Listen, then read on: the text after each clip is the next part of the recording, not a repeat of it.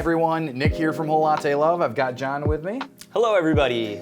So John, dialing in I feel like is one of the biggest hurdles that people jump when they're just getting into using their machine. They're just starting to enjoy that process. So tell me a little bit about when you're dialing in and when you've trained people, what are you looking to do? Yeah, I mean espresso and coffee in general is such a complex beverage. Often even more complex than wine as far as the number of chemical compounds that you can find in it, which means dialing in can kind of be a bit of a moving target, maybe even a blurry target. Here's what I'm looking for when I dial in. Depending on whatever coffee it is, doesn't matter, balance is the biggest thing. You're gonna have sweetness, you're gonna have bitterness, and you're gonna have acidity. And if you can balance those things out, depending on what you're looking for, then you're gonna be a happy camper. So you may find that with this coffee, coffee A, the best thing this coffee has to offer inherently is the body. Okay, so let's try to accentuate the body and maybe see if we can add a little bit of the sweetness and acidity to balance it out. Or you might have like a light roasted coffee where light roasted coffees typically do have a lot of acidity just inherently.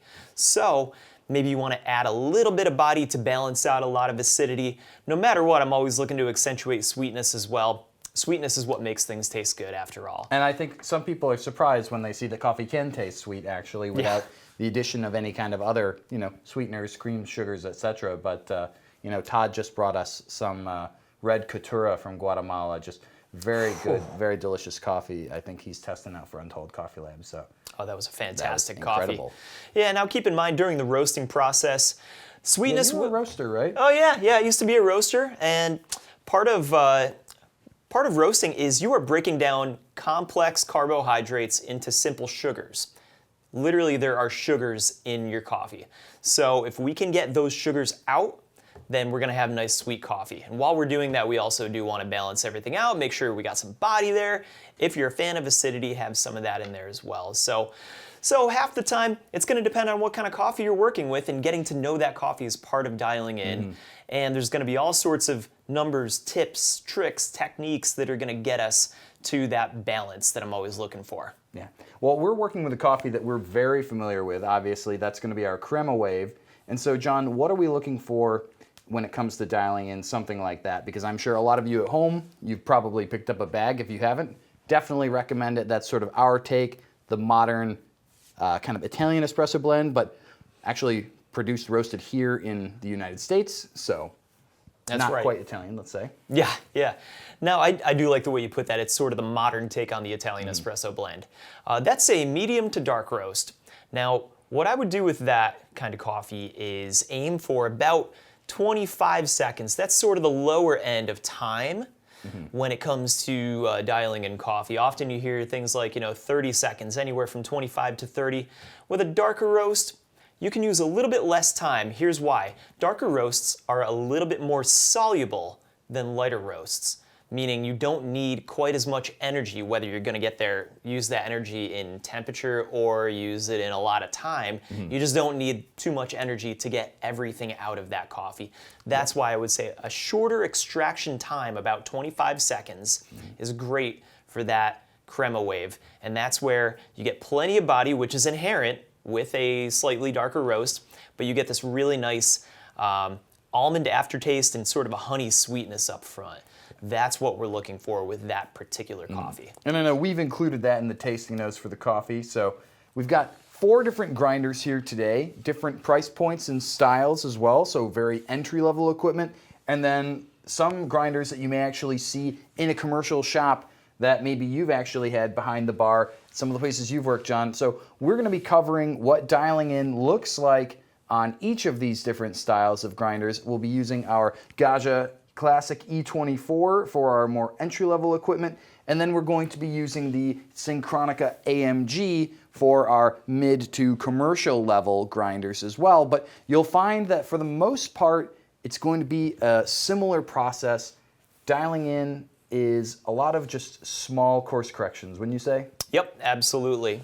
Yeah, I'd be amazed if you get it right the first time. Just try a few shots.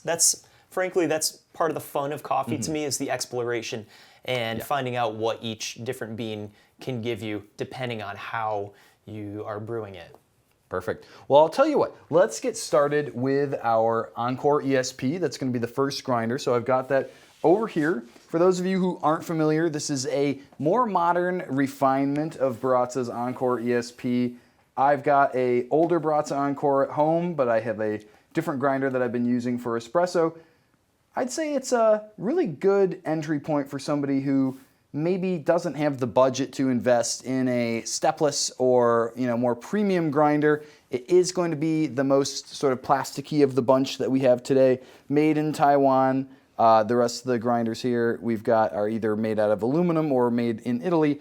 But Encore ESP, terrific option for somebody who's just getting into coffee. This is a good multi-purpose grinder as well, so you'll be able to use it for things like if you're making pour over or if you're going to be brewing, say, a French press or a cold brew. The way that it's been updated compared to the original Encore is actually in the movement of our burr here. You'll notice along the collar there's a section that they call ESP, which is essentially exclusive for those espresso adjustments. So when it comes to the movement of these burrs, because this is also the only stepped grinder, meaning it has fixed steps for adjustment, that these last 20 steps are much more precise so that you have that grind range for espresso. Now, you'll also notice too, I have a dosing cup here. That's another one of the upgrades that they introduced with the Encore ESP, is a flip dosing cup.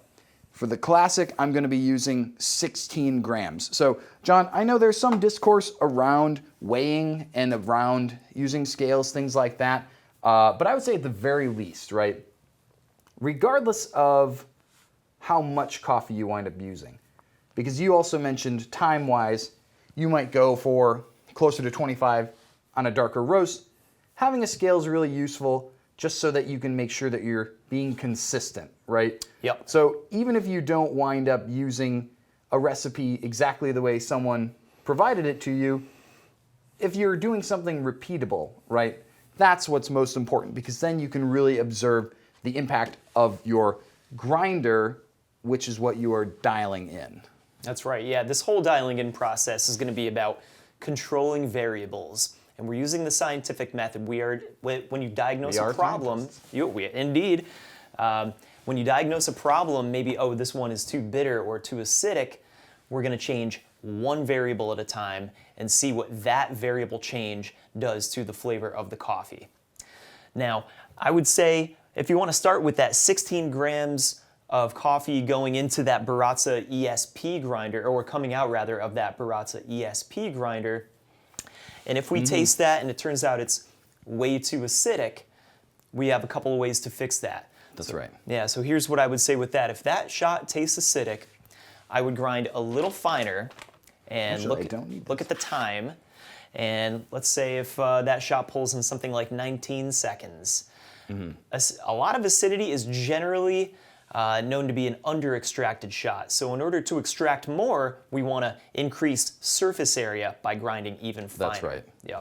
That's going to slow things down. It's going to increase surface area as well. So Encore ESP, though, from a workflow standpoint, if you want to bring us back here, Will, we have two ways that we can interact with the grinder. We've got a button on the front that you can press right here, and then that's going to just run the motor, and then you have a fixed switch. So this is a hopper-fed grinder, meaning that our coffee is stowed up in the hopper here.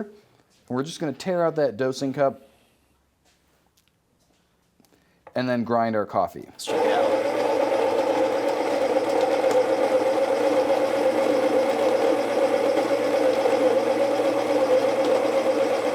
Now, Nick, you've got this on setting number 10. It looks like you've got plenty of space to go if you need to make it finer. I do. I'm at 15.9. I'm looking for that 16-gram dose. We do have the Varia Mini scale, one of my new personal favorites. We're around just a little bit more, 16.7. So one thing I want to show too, especially when you get to these very fine grind ranges, and Will, let's see if we can figure out where we want to be on that one.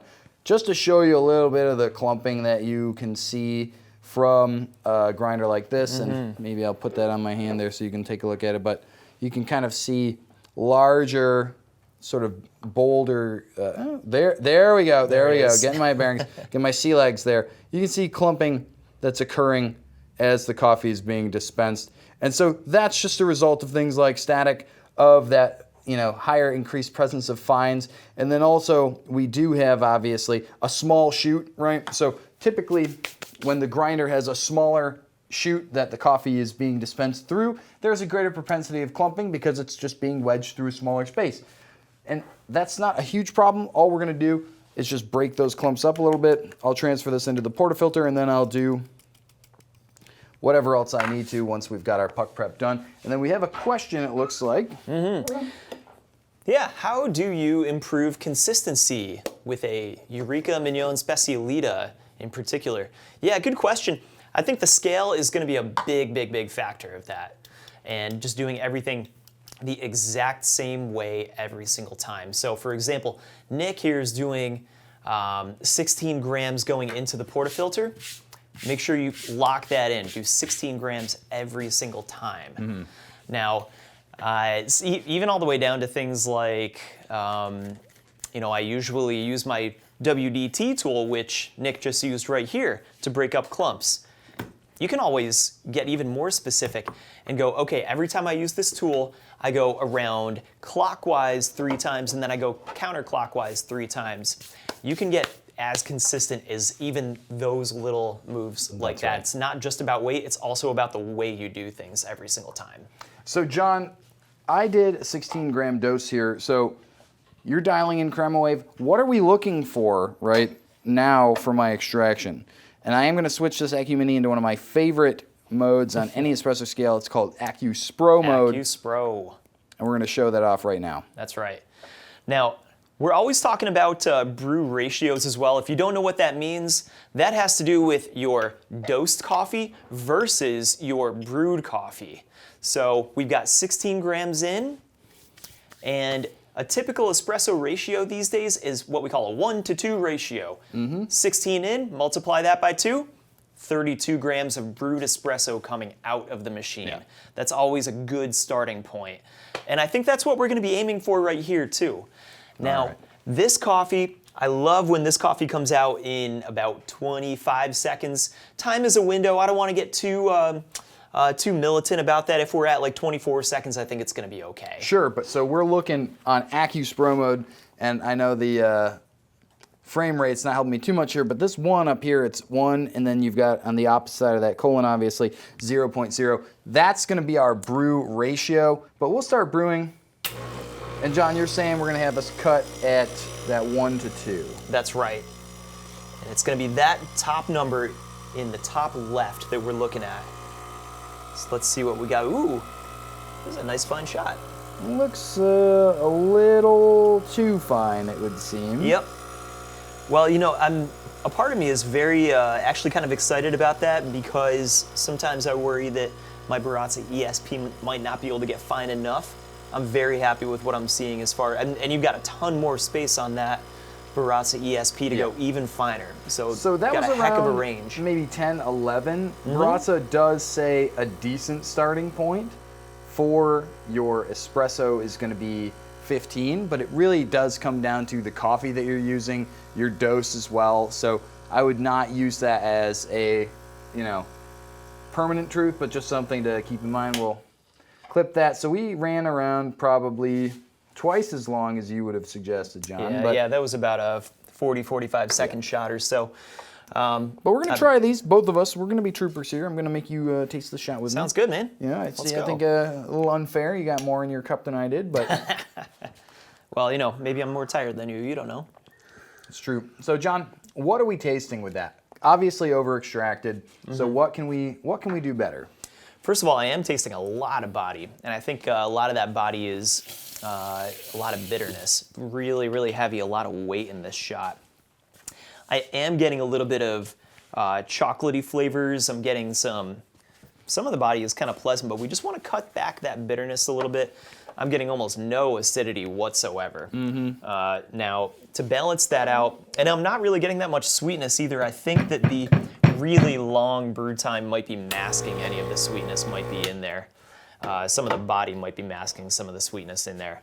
Now, so you had that at about 10. That's right. Now, my guess is that if you bring that coarser by like 1 click or 1 step, as it were, that probably won't be quite enough to get us down to 25 seconds. That was about 45 seconds or so. So I would maybe want to bring that coarser by about 3 clicks or so, and see if that gets us a little bit closer to 25 seconds. I think that's definitely worth it. I mean, one thing to mention, we'll get rid of that. We'll rinse them and we'll go again. But yeah, that's something that needs to, I think, really be driven home to here is that in many cases, if you're off by only a few seconds time, maybe even 5 or less, you're going to want to make sure that your adjustment is very, very small. Now, clearly right there, we were way over. So we're going to take a little bit more of a larger jump, right? But generally speaking, it's all about finding your range and staying in that range and not deviating too far. So John, you want to prep another shot for me? Sure, let's go for it. Now I'm going to make this, let's see, we're at about 10 right here. That's 11. Here's 12. I'm going to try 13.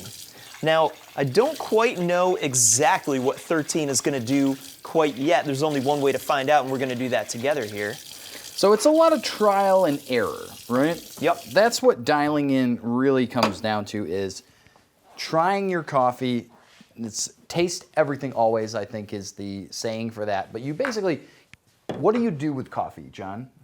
You drink it. You drink it, that's right. And so because you drink your coffee, you're really not going to know if you like it until you've tried it. Because the only person, the person who's going to drink the most coffee that you make is going to be you. Obviously, if you're brewing for other people, you want to make sure they enjoy it too. But if you're just looking at your coffee, you're just looking at the numbers on your scale, you may have seen a shot that maybe was a little over or was a little under, and it may have been perfectly pleasant for you. Question about tamping. First tamp was uneven, so I tamped it again several times. When I pulled the shot, it seemed more bitter. Did not knowingly change anything else. Could multiple tamps be the cause? AS, welcome back. I recognize you from yesterday. So as far as tamping goes, you really want to try to be as level as possible. You want to make sure that it's tamped as evenly as possible. Don't necessarily have to re-tamp. So John, just show off first of all how you're holding your tamper. What's a good form here? So you're gripping it just like Zach did. Move your arm just a little bit down. There we go, perfect. So you've got your thumb wrapped right around the base. Having a good, thicker base on the tamper is gonna help with evenness. And so, John, you're just trying to do what? Apply even pressure straight down. That's right. Before I do, I wanna answer one of the biggest questions I get. How hard should I tamp? I'll let you in on a little secret. The harder you tamp, the more consistent your tamp is gonna be. So, sometimes you hear like 30, it should be 30 pounds or so. Yeah, that's great, maybe 30 pounds. You can check on a scale if you want, but I would say just tamp nice and hard, don't hurt yourself. As long as you tamp nice and hard, you should be pretty consistent from shot to shot. And there's a certain amount of give that each shot will have. Will, actually, I see you've got a new one that you're prepping there. I love that if we want to go to that angle, because I just want to show something off too. So basically, John, just set that tamper and don't do anything else. Just let go of it, put it right in there. So Will, if you want to go to profile view on our tamper here, and I'll just take this. Sure. So basically, you can check the circumference of this basket, and you can see, is this edge raised up on any one side slightly more than another? So John, you'd see maybe a little bit over here. So you can see there's a slightly higher end of the tamper. What we can do is go back in, and I'm gonna just swap around here, and just with our thumb we can try to guide down that section of the tamper. And then take a look at that again and see, have we corrected so that we've more or less compressed it evenly on all sides, right? So going back in for a multiple tamps may not be a bad idea, but you want to make sure that you're doing it in such a way where you're identifying and correcting areas where you could have compressed it more evenly on any side. Yeah, often after I tamp, I like to have a look all the way around my ridges and see how high the coffee is compared to the top of my portafilter basket. And that can help me diagnose, did I do a good job tamping? Can I do better next time? Even me, someone that's been doing this for like 15 years, I'm still not as good as a machine. And we have ways of fixing that, which we're actually going to show you as well. Yeah. Alrighty. All right, shall we? Go ahead. All right. Let me just clean myself out a little bit here.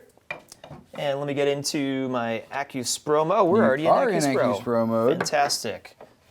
So we'll get that under here. AccuSpro mode, just so y'all know what we're talking about, is a mode on the Varia Accu Mini and Accu Pro scales. It will auto-tare your cups out for you. You can program your desired brew ratio, or dose rather. So in this case, we're doing 16 grams, and it's gonna give you your time, your weight, and your current brew ratio, and it will start the timer as soon as it detects the flow of coffee. There we go. Beautiful. And John, that's looking worlds better than the shot that I pulled before. I'm much happier with the way this shot's pulling, yeah. Yes. And not just that, but I'll tell you what, I had a lot in my cup, not too much in your cup. We are looking a lot more even this time. Yeah, this is much more even. That's telling me that that we are way closer to an even And that extraction was in the- around 25 seconds there versus the 40 Right. plus that we had on our previous shot. So, John, let's give this one a little try, and then we're going to move on from our Encore ESP. Sounds good to me. It's still pretty caliente, but we can see what's going on in here. Immediately, nice. completely different. And you'll find you get way better crema as well when you aren't over extracting. That's right. Yep. Yeah. This had plenty of time with the water, but not so much that we're over extracting. I'm even getting kind of a cherry note in here. You I getting that? do get that sometimes because there is a little, it's muted, but there's a little acidity with Crema Wave that you can pull out. Yep. And that does present with a nice kind of fruitier, more cherry or stone fruit kind of character I found. Yeah. Now this was not quite 25 seconds. It was way, way, way closer. I can totally tell a difference. Yeah. So if I was going to do this one again, we're on 13 on this Baratza grinder. I would bring it over to that 15, which, by the way, is exactly what you said. Baratza recommends starting at 15. So there you go. But minor refinements, trying the coffee, that's what dialing is really all about. So let's move on to our single dose grinder now. We've got our Varia VS3. John, I'll give you these cups if you want to just rinse those for me. Yeah, and I'll rinse this off for you too. And I want to kind of go over what I was talking about in terms of hot starts and how I would recommend using your additional dosing cup. So being a single dose grinder, that means that this grinder is going to only be able to grind exactly what we put into it. It's not hopper fed like our Baratza. So to get the best use out of the VS3, you do need a good scale. And fortunately, Varia has 3 really great options to choose from for entry level or more premium use. So the Accu Mini, personally, like I said, it's one of my favorite scales. We're gonna be using that one. And so what that means though too is, since we're single dosing, we have to know how much coffee we're putting in, right? And you could certainly eyeball it, but that's not gonna get you much benefit there. And I think the other thing too is obviously, especially with whole beans, right? Densities may change, that sort of thing. So Indeed. the dosing weight is really important. Now, a hot start on a single dose grinder like this, that means I'm gonna have the burrs running before I start my grinding, right? Before I add my coffee. So I'm gonna take my Accu here, and John, if you wanna just hand me a little bit of that Crema Wave. Sure. Here you So- are, sir. We're gonna use 1 dosing cup for our beans, and we're gonna use 1 dosing cup for our ground coffee. So we're gonna start by switching out of AccuSpro mode, tear out our cup here, and this is gonna be our dry dose, and I'll do Will a favor and all of you at home, getting the thumbs up Got the so thumbs I know up. I've done well. And just add those beans. So the VS3 is a really great grinder. We're gonna be doing a segment on Varia accessories and also just on the VS3 and VS6 grinders coming up soon. But this is a single doser that comes with actually a RDT sprayer.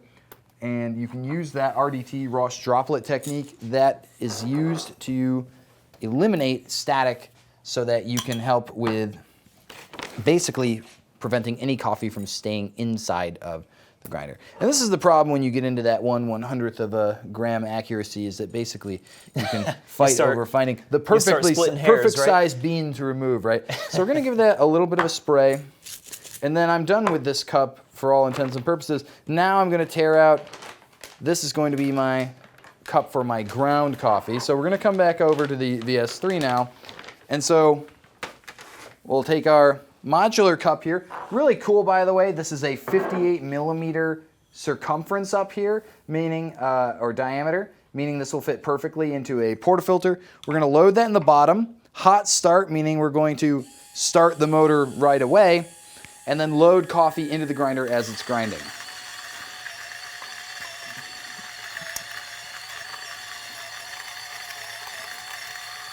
There we go. How's our grinds looking? Very good. You'll find I really enjoy grinding on this grinder because typically there are low or no clumps because of the way that it's designed. Minimal retention as well. We do have the zero retention bellows that you can press as well, just to get any of that remaining coffee out. And we've helped take care of static by using that droplet technique as well. And now we can bring that back over to our scale. And there we are, 15.95. I'm just gonna give it maybe one more puff here. Yeah. But yeah, it's about as good as it gets. 15.9, I'd be pretty happy pulling a shot with 15.9. But yeah. just for comparison, just because I mentioned it, but if you look here, you know, from a clump perspective, we really do not have the major sort of clumps that we saw, obviously, with our Baratza. Now, granted, that grind setting was a little finer at first, but typically I find the VS3 does a really, really good job when it comes to just producing very well ground, very well distributed coffee. So we'll go right in. And so the VS3 is what's called a stepless grinder, right? So that means that unlike the Baratza, we don't have the ability necessarily to always know exactly where we're gonna be if you're using the grinder for multi-purpose use. And so it is a grinder that can be used for pour over, French press, just regular filter coffee as well. I'm not going to whisk this guy. Yeah, those grounds looked nice and fluffy. But those grinds looked really good. Yeah, so. yeah, you don't need to break up too many clumps in there. But if we go back to our VS3, we'll just basically explain, as a stepless grinder, that means that there's not fixed movement. I just want to make sure I got that in. There we go. There's not fixed movement of the burrs. They basically turn based on the adjustment of this collar here. Each of these tick marks represents 5 microns of movement, okay? Now, real quick, I'd like to point out that Nick used the Bravo Mini Hand Tamper. This is a great tool to have a very consistent tamp because of these ridges on the outside. So you're not gonna have to guess when it comes to, you know, am I tamping straight or looking all the way around the portafilter? Because this will lock in right on the top of the portafilter basket, and then this part will be the part that actually tamps for you. So here we go. And we're looking quite a bit fast there, right? So we're gonna wanna obviously grind more fine. So Varia recommends that you generally would start around 3.3 on the adjustment collar here. I was past 4, getting more into 5. It looks like somebody may have been playing with this on me. Not me, sir, I promise. This is our dialing in segment, so we are here obviously to show how we'd make that correction. So the difference between our Varia here and what we experienced on our Encore is that we need to go finer on the Encore, finer on the VS3, we need to go coarser on the Encore. Now, when you're adjusting more fine with a grinder, if it's not a single dose grinder like our VS3 here, you want to make sure that those burrs are turning whenever you adjust. Because if there's ever coffee in there, and we can see there's really just dust left over in the VS3, typically your burrs are going to have coffee still between them. And as you adjust them finer, you're actually going to take that coffee and sandwich it further between those burrs. And if you've applied too much tension, it will actually prevent the motor from starting at all, and then you're gonna have to way back up again. So whenever you adjust finer, unless you're using a single dose grinder like this one, you're always gonna make sure those burrs are turning. So let's come back in though, and that was quite fast, but if I recall from yesterday, I wanna be around maybe 4.1, 4.2, so is that about 4.9? So again, these big adjustments, you really only wanna make them when there's a significant let's say deviation from your desired output. And we'll give this a good taste. Sure, now. yeah, let's see what we got here. We're working with that here. And you know, you got a decent crema, but really just the body very light. Not really there's a whole lot going on there. Very little complexity. There's really not too much happening flavor-wise here. All I'm getting really is a little acidity, a little body, barely any sweetness. So I think that just a little more contact time is going to get a little bit more complexity out of this coffee. Yeah. John, you want to hand me that crema wave? Absolutely. And we're just going to repeat that process, see what our adjustment did for us. But yeah, you know, I think it's really important again that you taste your shots because, you know, looking at numbers, that's not going to say sweetness, that's not going to say body, that's not going to say complexity, that's just going to say, well, maybe this ran a little too fast or a little too slow. Taste everything always. Maybe don't do an all-day live stream at the same time because you may be tasting a few too many things. But, you know, it's certainly important. Like I said, coffee is something that you drink. It's not something that you know, look at purely academically. And then we're just going to swap cups now to do that hot start again. Very nice. Now let me get this ready for you. And I'll tell you what, John, if you want, we're about to move on to our Mignon Specialita next. So absolutely. Let's get ready to talk about zeroing burrs because I think that that's something that is important for people who are going maybe with a full stepless that's not necessarily intended for all-purpose use. Yeah, absolutely. So right over here, this is our Eureka Mignon Magnifico grinder. I really like this grinder. This is a timer-based grinder, so you can set exactly how long you want this to grind once you hit this button with your portafilter. Now, it's got 65 millimeter diamond inside burrs. Those are specially treated burrs, also a little bit bigger than a lot of the Mignon line burrs. So I really, really like this grinder for that exact reason. But when it comes to zeroing the burrs, what you want to do is choke the flow of coffee going into the grinding chamber right here with this, or just have no coffee in the hopper at all with this little stopper. I'm not going to do it right now because we're already good to go, but generally you want no coffee in there, and then you want to turn the grinder on or have it grinding and keep making it finer with your adjustment knob as you're grinding. And that would be making these numbers go even smaller. By the way, why don't we go ahead and we can show that actually too. Yeah. So you can close these shutters, that's important. So if you're ever adjusting finer, closing the shutter is going to cut off the flow of beans. You are still going to have to clear out a little bit. Sure, but yeah. What I like to do actually is if you press both buttons at the same time, your single and double dose, that's going to put you in full manual mode, meaning you can grind and just go for a desired weight and then see how long it took you to get there. So let's get that out of there, and then I'll show you how to zero the burrs. Oop, come on. All right, let's just get this little last bit of coffee out. And it really doesn't take too long. You get a good output on that. Those are 55 millimeter flat burrs. All right, now I'm going to start making it finer. Ooh. And we can hear it right there. That little chirping sound, that's the burrs. Now that's how I know right where that, what we call the 0 point is. Now that's where the burrs are touching. Now, of course, we don't want the burrs to be touching all the time like that. What we want is just a little bit of space. So right at that point, it was at about the 9 over here, just past my 0. I heard that, heard the chirping, and then I brought it back a little more than a full number, so we're at about 1 right here. And we're gonna try that with the ECM Synchronica. This is the AMG edition that, that Synchronica did with AMG. Really, really cool looking machine. And so, John, we're just going to finish up with our VS3 here. But oh my goodness, we still have that. We do, that's right. More coffee for me, thanks, Nick. Now, how did that shot look? That did look a lot better here. Nice. I am getting some of that cherry note from before.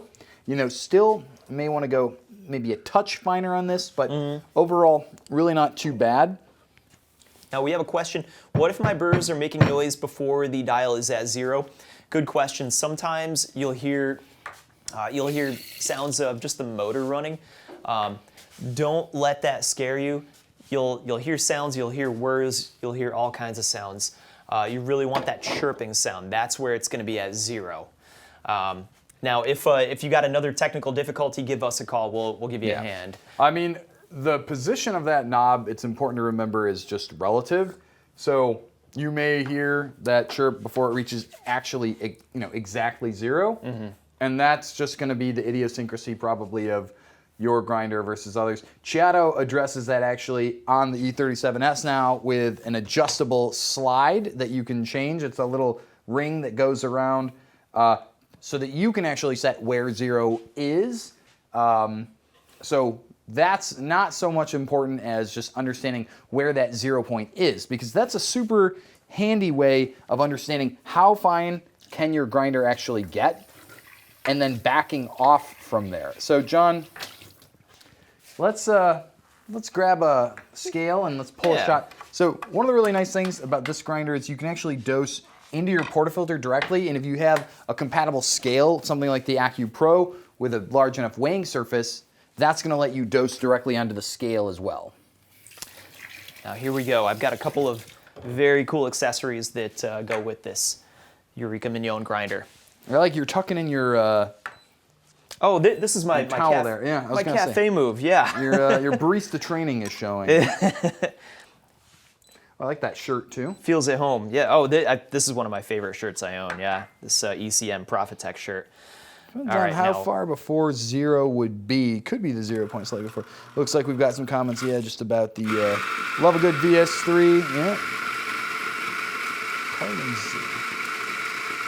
So I do see a question from John. Culligan's 0 water pitcher claims 0 TDS. Any opinions about that? So you don't want 0 TDS. You do want some mineral content in your water to act as a flavor carrier and actually improve the mouthfeel as well. You would not want to brew with pure RO or distilled water. Yeah, that's not going to be good for your boiler. So I would say probably not. We got John's shirt goes hard, swag money. Very nice, that's right. Yes, that's what I like to say about this shirt. It goes harder than it needs to, and I love that. All right. Yeah, so really, with a grinder like the Mignon Magnifico or any time-based grinder, I always recommend, like I said. And John, whereabouts did you end up to get your 18 grams? Yeah, that ended up being about 8 seconds. So what I can do on this grinder is set this timer for, just with this little minus button, 8 seconds. In fact, if I hold it, it'll scroll even Yeah, it scrolls in either direction. And that's the thing is, you want to try it too, because you're going to need to refine your grind if you're not dialed exactly where you want to be. And so at that point, there's no point in setting your time every time until you have the grind where you want it, and then you understand how long it's going to take you to get there. So when you're dialing in on something like this, it's going to be super important. Now you went for an 18-gram dose. You bet. But I've got AccuPro mode. Oh my goodness, grams. we're at 16, yeah. Well, I'll tell you what, this is what we're gonna do. We're gonna stop it right at about 36 grams. I went a little bit over. Yep. All right, and we did that in about, that was about 22 seconds or so, so a little quick, but we're gonna try it anyway. Well, we can try that, and then just, if you were using the same grinder at home, having the same scenario, that's when, again, we're gonna close that slide. You're still gonna have a little bit of coffee that you're gonna want to grind through. John, you want to hand me that not neutral there? I'll take your portafilter as well. Sure, thank you, sir. Nice carbon fiber. Here's that back for you. Thank you. And we're just going to grind out, and as we're grinding out, we're going to go finer as well.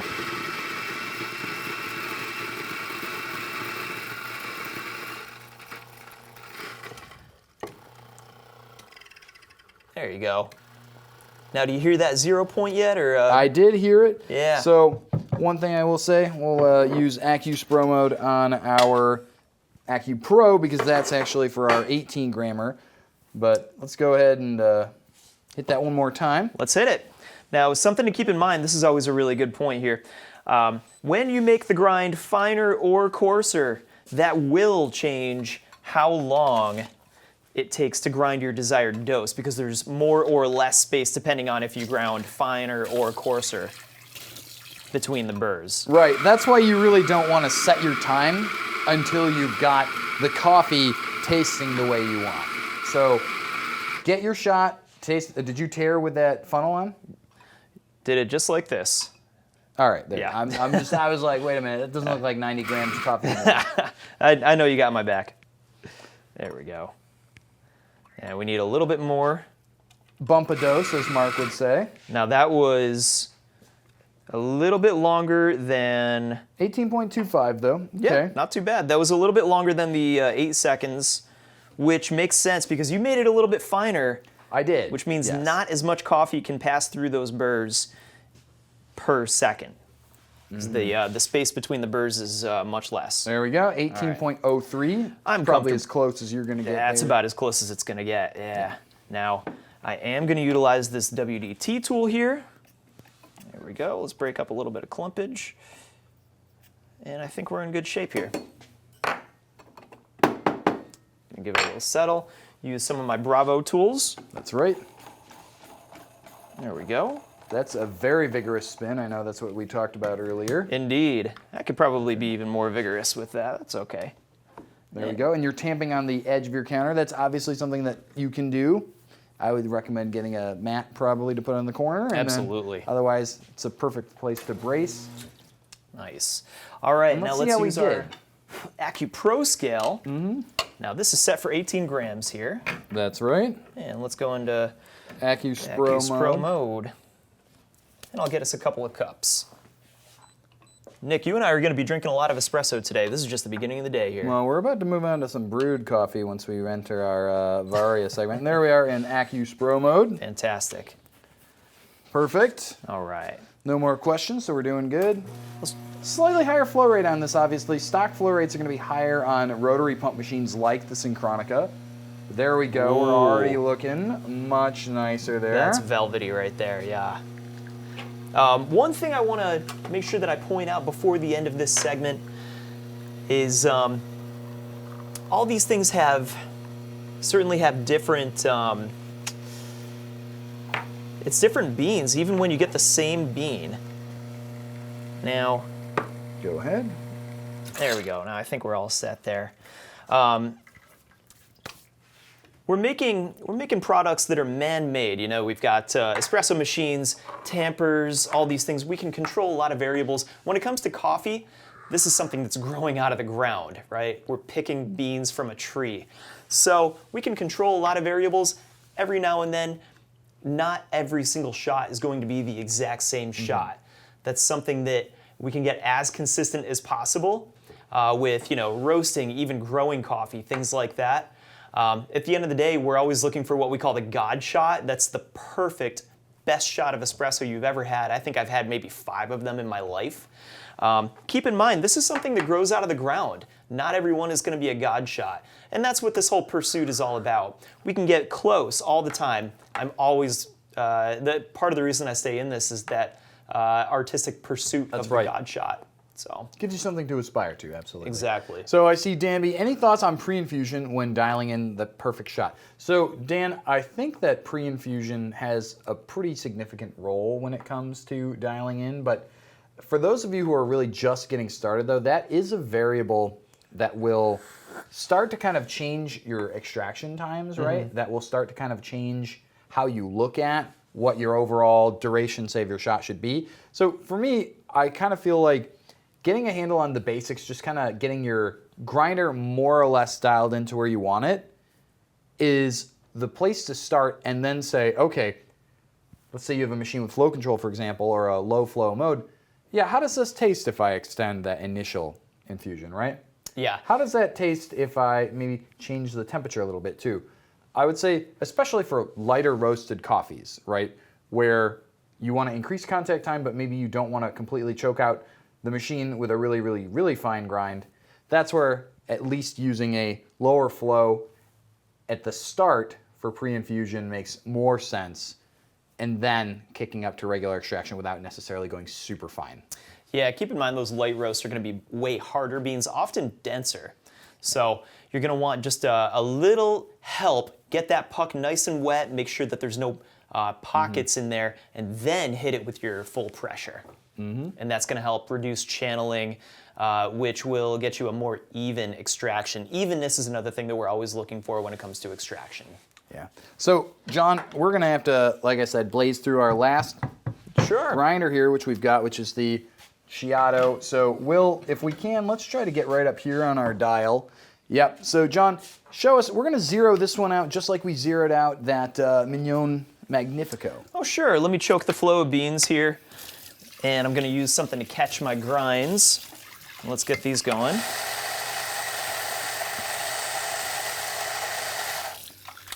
A little bit more. We got a big grinding chamber in here. Very big, yes. Yeah. And I mean, again, for those of you watching at home, and I know earlier David mentioned it, you know, it tests one's patience. Really, it just comes down to that, patience, right? It's a lot of trial and error. It's a lot of trying coffee. As far as, let's say, like a blend, for instance, like our Crema Wave, where you're buying the same coffee every time, as long as, so John.